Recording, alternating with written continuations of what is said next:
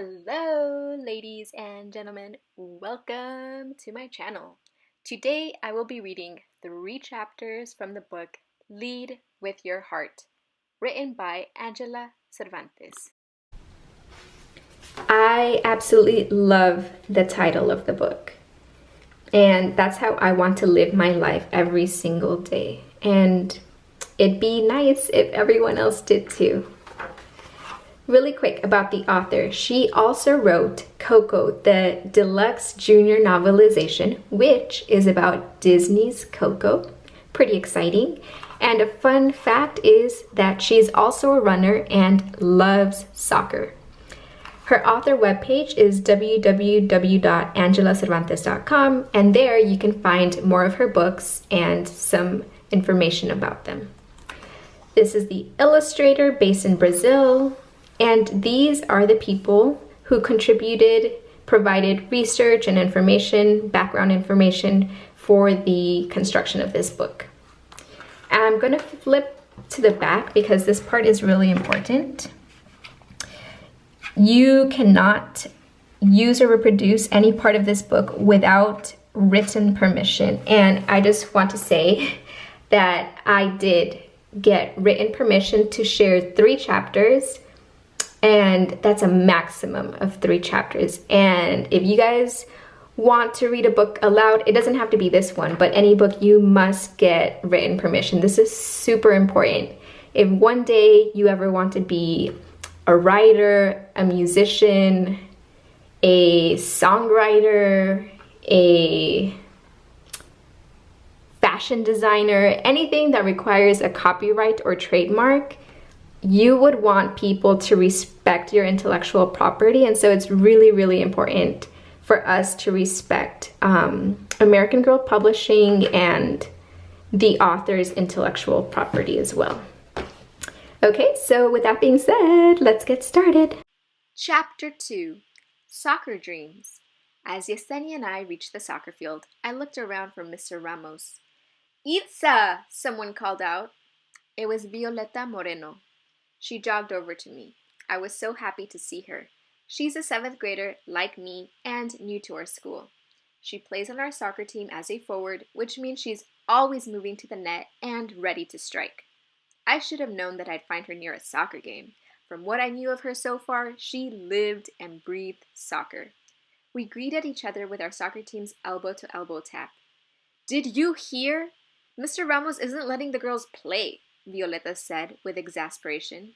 "Did he say why?" I asked. "He says the girls will get hurt," Violeta said, rolling her eyes. "But the boys could get hurt too, and they're still playing."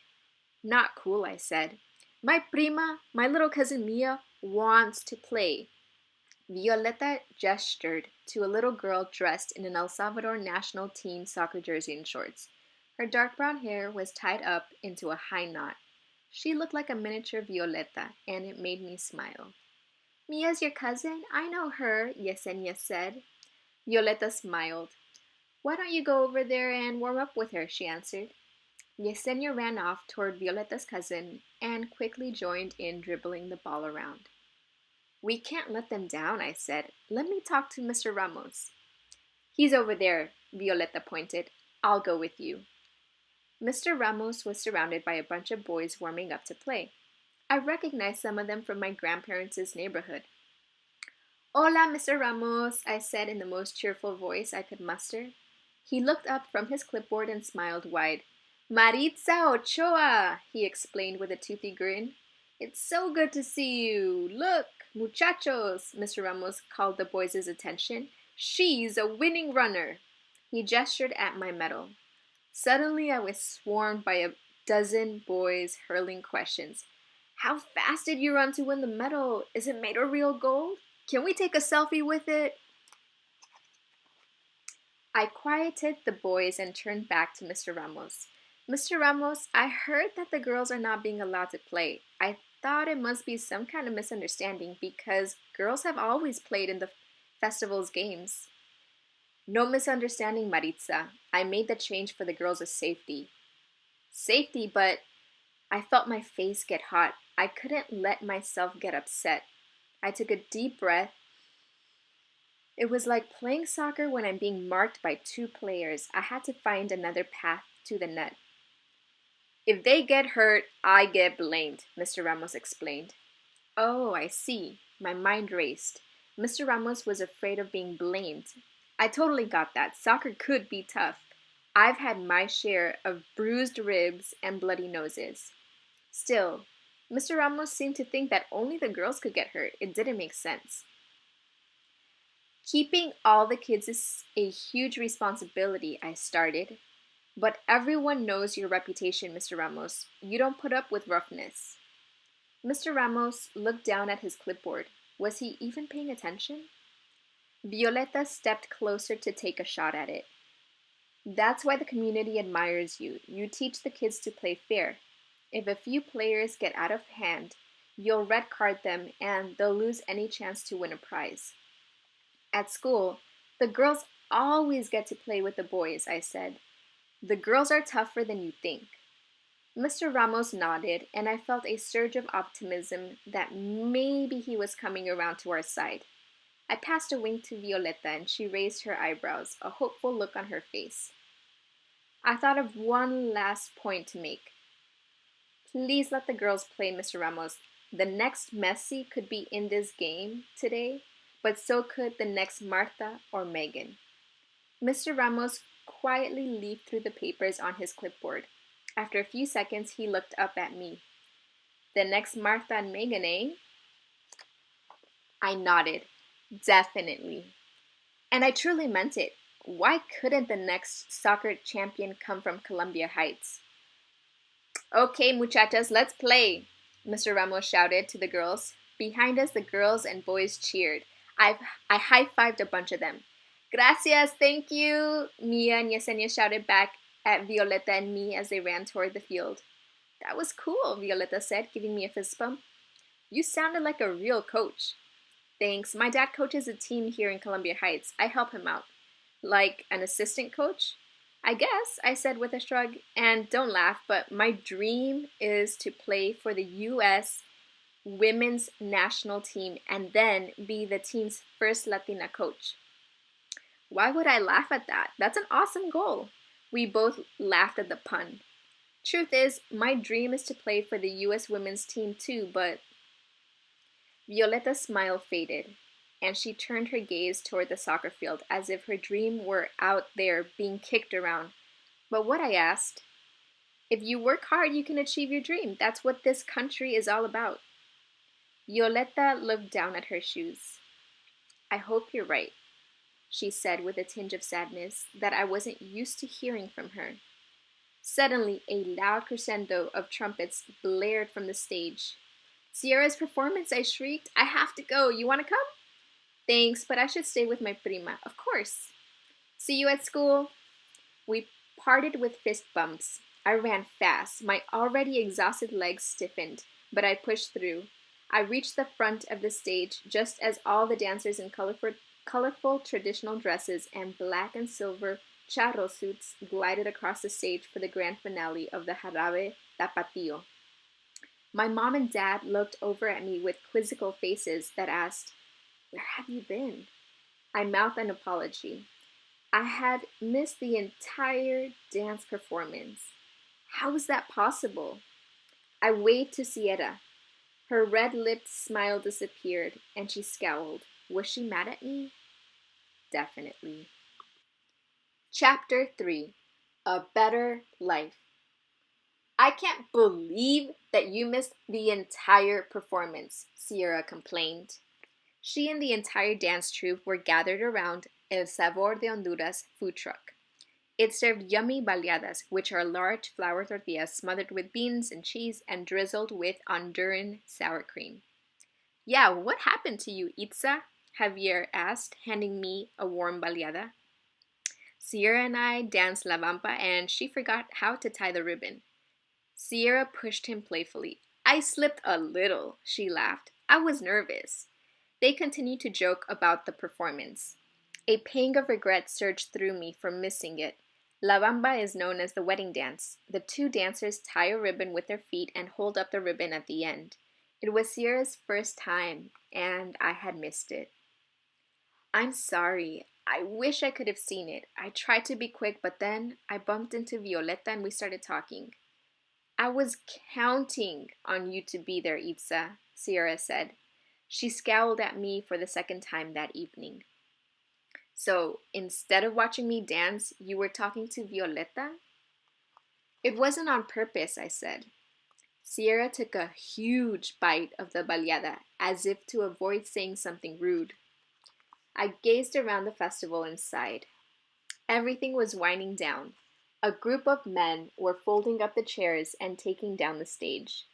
It felt like Sierra was closing up on me too. Just then, I heard Raheem's voice. He was the last person I wanted to see. Surely he didn't want to race now. What's up, mi gente, my people? Raheem shouted. He dangled his second place running medal around so everyone could see. Ready to settle who's the fastest once and for all? He smiled and wriggled his dark eyebrows at me. Maritza already proved it this morning, Sierra said, defending me, which made me smile. Trying to avoid him, I got up to order a bottle of water from the food truck. On the counter, I noticed a large donation jar with a photocopied picture of a family taped to it. I picked up the jar and examined the photo more closely. Are they sick? I asked the food truck owner. The father has been detained by immigration. We're collecting donations to help pay for his legal fees. The whole group quieted. Everyone knew what being detained meant. The father had been arrested by immigration officials because he didn't have citizenship papers to show them. He could be sent away to his home country and separated from his family here in the United States at any moment. There wasn't much money in the jar. Clearly, it wouldn't be enough to help with lawyers. That's horrible, Raheem said, what all of us were thinking. The picture was of a mom and a dad and two girls sitting on a park bench. Both girls looked like they were about 6 or 7 years old. In fact, one of the little girls looked familiar, but I couldn't place her. The description said that the parents were from El Salvador. It also said that the father was an invaluable member of his church and community and came here for a better life. I unzipped my fanny pack, scooped out what was left of my prize money, and put it in the jar. It wasn't enough for a lawyer. Maybe $30, but the jar felt fuller. Okay, that makes up for missing my performance, Sierra said, throwing her arms around my shoulders. Really? I was relieved. Sierra was my best friend, and I didn't want her mad at me or thinking that I didn't want to support her dancing. Yes, now please go and race Raheem so he'll be quiet. Raheem was doing high knees. A race to the light, post and back, Itza, he said. He signaled to a post at the end of the block. Hold my baleada, I said to Sierra, handing the half-eaten folded tortilla to her. I pulled my hair into a high ponytail, tightened my shoelaces, and removed my first place medal from around my neck. Suddenly, it hit me, where I'd seen that little girl from the photo on the donation jar. It was Violeta's little cousin. It was Mia. As if I just tripped, I felt like I was falling, helpless. Are you okay, Itza? Raheem asked. I stood frozen. Could it be true? Was Violeta's uncle detained? Chapter 5. Different Opinions. At school, Sierra and I met at her locker as usual, and we walked to our current events class together. Once we took our seats, Violeta walked in with Ainsley Marks, our soccer team captain. Raheem was also in our class, and he showed up in a Barcelona soccer jersey, which was one of my favorite teams. Today, we will learn about dreamers, people who immigrated to the U.S. from other countries when they were children. Our teacher, Mr. Bernstein, announced from the front of the classroom. He was dressed in his usual blue jeans and a cardigan sweater over a concert t-shirt. I've sent all of you the link to the first article, he said. Please read it and be ready to discuss. I pulled out my tablet and started reading. It was an article about a medical student from South Korea who was brought to the United States as a child. His whole life he thought he was a U.S. citizen. It wasn't until he applied for college that he realized his family's secret. They weren't citizens. Now, like all the dreamers, he was waiting for Congress to act and grant him citizenship. Itza, Mr. Bernstein called on me as he perched on the edge of his desk. What did you think of the article? It makes me sad for the guy because if he's not given full citizenship, he could be deported to a country he doesn't even know. How many of you think he should be granted full citizenship? Mr. Bernstein asked. Most of the kids raised their hands, but a few didn't. Why or why not? Josh raised his hand and Mr. Bernstein called on him. I don't think so, said Josh. He's here illegally. The law is the law. Ainsley raised her hand. But the U.S. is the only home he has known. Peyton's hand shot up. He's exactly the kind of immigrant we should allow to stay in our country, she said. Violetta's face crumbled, as if what Peyton had said was hurtful. Most of the class started commenting in agreement. I wasn't so sure I agreed with it, though. Did Peyton think that someone like Violetta's uncle didn't deserve to stay in the United States? Before I could form my question, Raheem spoke up. Peyton, are you saying that the only way an immigrant should be allowed to stay in this country is if they're a straight-A student and in medical school? I know a bunch of U.S. citizens in this class who wouldn't live up to that. A few of Raheem's friends laughed. Seriously, Raheem continued, in a voice more thoughtful than I expected. My family is made up of immigrants from Ethiopia and Honduras. Some of them never went to college because they never had the opportunity. Still, they worked and started their own businesses. They're living proof of the American dream. Mr. Bernstein was nodding his head excitedly. Obviously, he was enjoying the exchange. I might have misspoken, Peyton's voice softened. Now that I hear what you have to say, there are lots of ways immigrant people contribute to society, and they're all important. Violetta sat up a bit straighter in her chair. People have different views about immigrants and immigration. Mr. Bernstein nodded toward Josh. Any additional thoughts to share now that you've listened to other opinions from your classmates? Josh looked at Peyton, Raheem, and Sierra. I hear what you have to say, but it's important that we respect the laws of our country too. But maybe Josh paused to put together his thoughts. Maybe some of those laws could be changed one day. At the fiesta this past weekend, we heard about a family whose father was detained by immigration, Raheem said. They were raising money for the dad's legal fees. If he gets released, maybe that could help change things for someone else. I glanced over at Violetta. Her eyes darted toward the door like she wanted to run out. I was worried that the discussion had upset her. Itza donated all her prize money to help them, Sierra added.